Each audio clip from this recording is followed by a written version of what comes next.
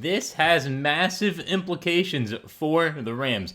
3 things the Rams must do in order to have a successful 2025 NFL season, as well as a prime breakout candidate on the offensive side of the ball for this upcoming season, as well as a breaking news update coming right out of minicamp today. All that and more on this episode of Rams Digest. Welcome back to another episode of Rams Digest. I am your host, Joshua Finehirsh.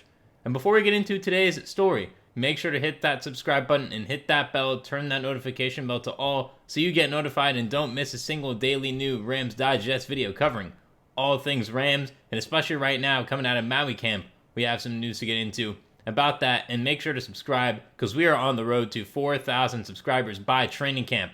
I believe that we can do that. We're less than 400 away, so let's make sure to get there so we can end minicamp off on a high note and enter training camp on an even better high. But now, to our main story of today, brought to us by Yahoo Sports. We have 3 things that the Rams must do in order to be NFC West champions once again, go back-to-back, and we're going to have that for you right now. After returning to the playoffs in 2023, the Los Angeles Rams exceeded expectations in 2024 and reclaimed the NFC West crown for the first time since 2021. Los Angeles now enters the 2025 season with momentum, but also with pressure to stay atop a division that only saw the Rams play in January off of a 10-7 record following a 1-4 start, and it wasn't until Week 14 that the Rams managed to get over 500. That is an important note. Again, a lot of injuries were the main reason as to why the Rams really didn't start off hot. Again, if the Rams are healthy, I expect a much better than a 1-4 start and much better than the 2-5 start that they had in 2023 before they made the playoffs 3-6 at 9 games throughout that season as well. So health is wealth.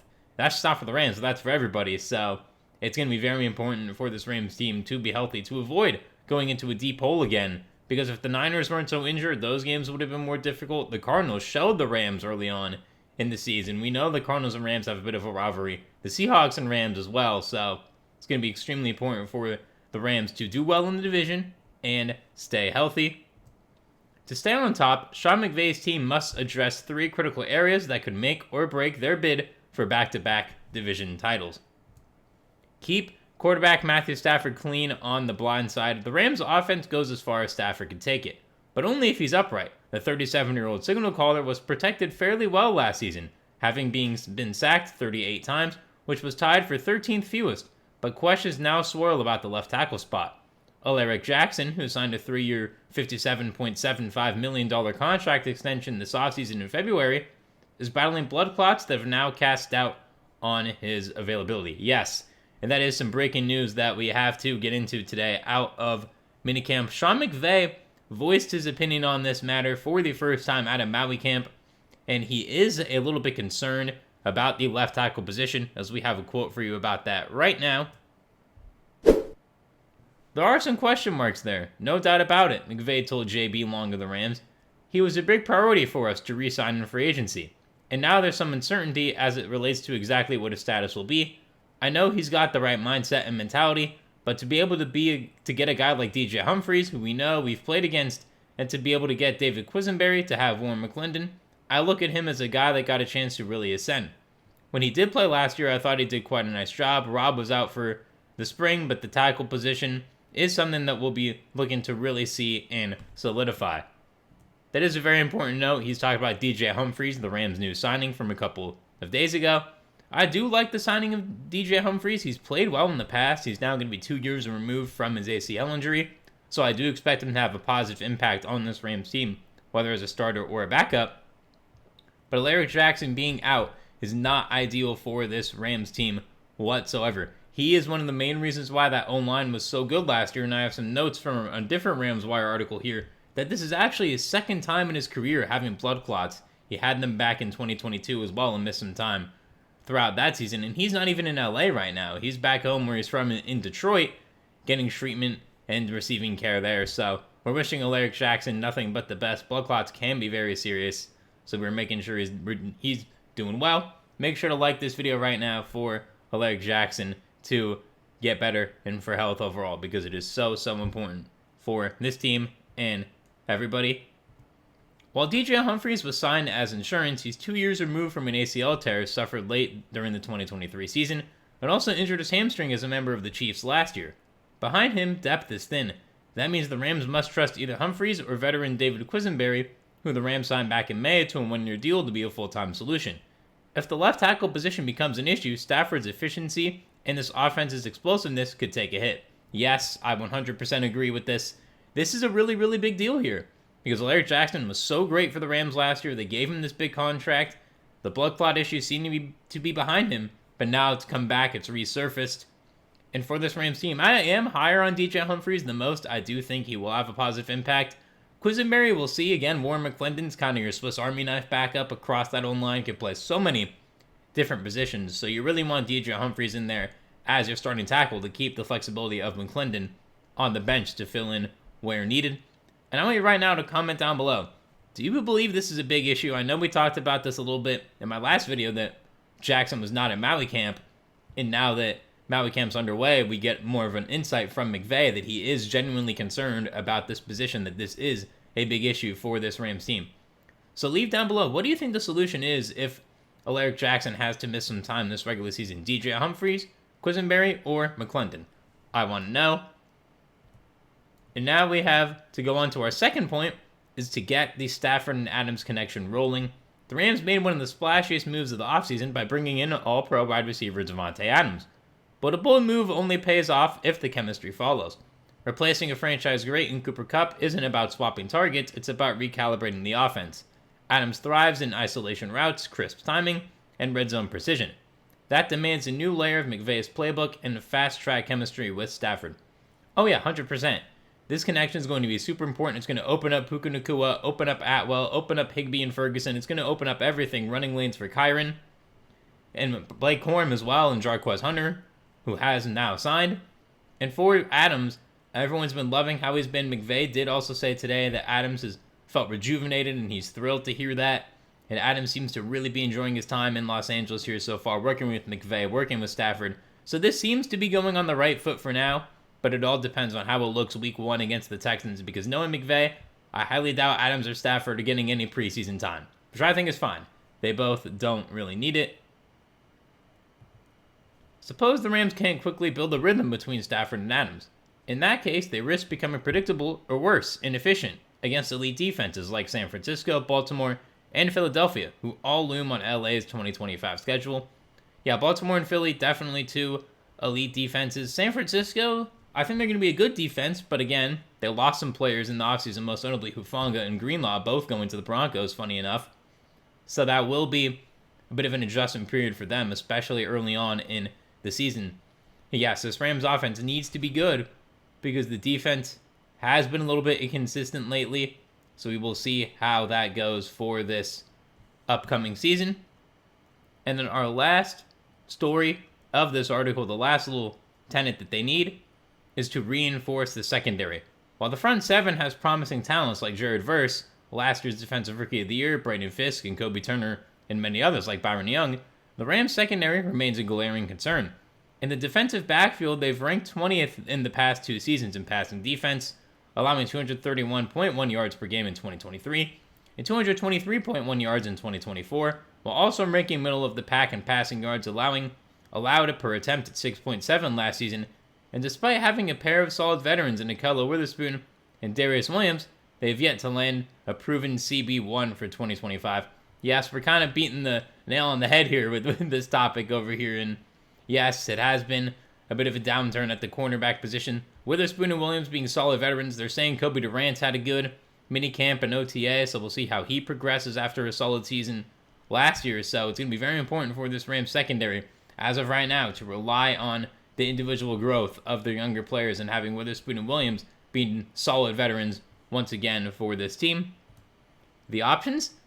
Bring in a veteran like Stephon Gilmore, make a splash by trading for Jalen Ramsey, or bank on internal growth from players like Kobe Durant, who finished with 40 tackles, 8 deflections, and an interception last season. Without a stable boundary presence, the Rams could continue to be vulnerable against the NFC West's improved passing attacks. Yeah, the Packers got better. We know how the Lions are. The Eagles have a precision-led passing attack. So it is going to be very, very important for them to be able to, and they do play all NFC North teams. You know, they got the Bears coming up as well, so it's going to be very important for this team to have a better secondary. And bringing in Gilmore is something I really like as a veteran presence. He doesn't even have to start, just to put him in when you need it. Clutch situations, fourth downs, red zone plays, just to have that veteran there to really be a nice mentor. And Jalen Ramsey is yet to be traded. If he does get released, I would expect it to be soon, because you don't want to release him too close to training camp, or even during training camp at that matter. So the Dolphins do need to get a move on that.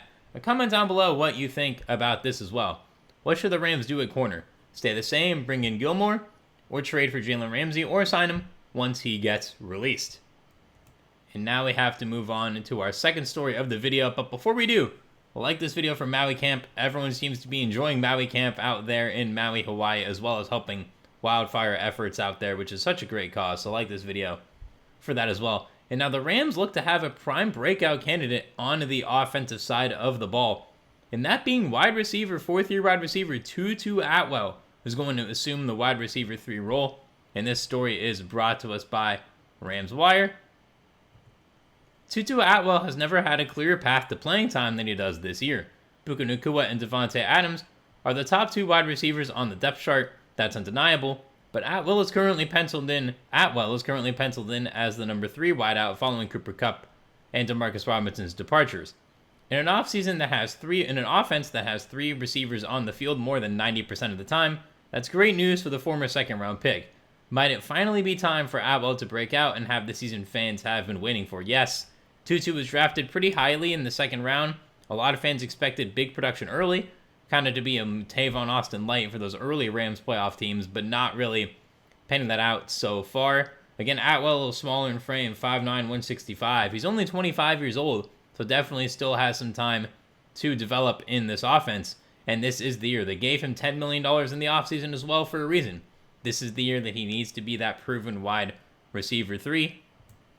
Sean McVay certainly sounds confident in Atwell's chances of emerging in 2025, mentioning him as a player who stood out in OTAs and minicamp this spring. He believes Atwell will take the next steps this season. Here's what McVay had to say about Atwell and other offensive players who caught his attention this offseason. Got another quote for you coming up here right now. Obviously, Devontae was a real bright spot. Puka was too, McVay said in an interview with JB Long. I think Tutu Atwell is really ready to ascend. Take the next steps. Matthew was outstanding. Those are kind of the normal cast of characters. It's really great to get Coleman Shelton back. His command, his ability to elevate and uplift those around him. I think that's been really special. Yeah, so the offense is working well as a unit all throughout minicamp and OTAs, which is really, really great to see. But the main thing from that quote is Tutu Atwell is ready to take that leap. And it's something Rams fans have been waiting for ever since really his second season. His first year, there was so much depth on the team, he really didn't get much playing time.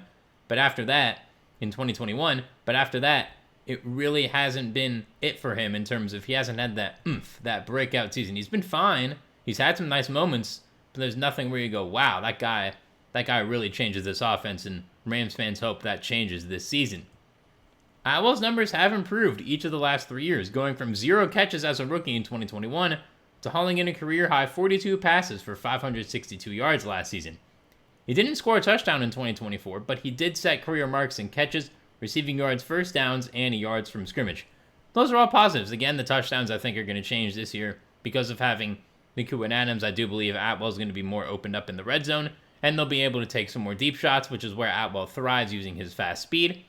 So I do believe the touchdowns will come this year. Again, the receptions and yards I believe are going to be about the same. My prediction for Atwell's stats, I say he gets that to 47 passes, 589 yards, and 4 touchdowns. I believe he sets a career high in touchdowns for this Rams team. And comment down below right now what you believe Atwell's stats will be, as well as I do believe that he can have a nice little breakout season as a wide receiver 3. Again, most of the attention is going to be on Puka, Devontae, and Kyren, and so will the playbook, as well as Terrence Ferguson. But I do believe Atwell is going to have a career season because he's going to have more opportunities and be more open. And that's all for this episode of Rams Digest. Thank you very much for watching. Make sure to hit that subscribe button and turn that notification bell to all so you do not miss any daily new Rams Digest uploads covering all things Rams. Be sure to like this video for Maui Camp and breaking news. We're getting closer and closer to training camp. Hit that subscribe button. We're on the road to 4K by training camp, so make sure to be part of the journey and join us. I've been your host, Joshua Finehirsh. Thank you for watching. I hope you enjoyed this episode of Rams Digest, and make sure to comment down below your thoughts on left tackle and the Tutu Atwell breakout. I've been your host, Joshua Finehirsh. Thank you very much for watching. I'll see you soon for another episode of Rams Digest. I hope you enjoyed this one, and have a great rest of your day.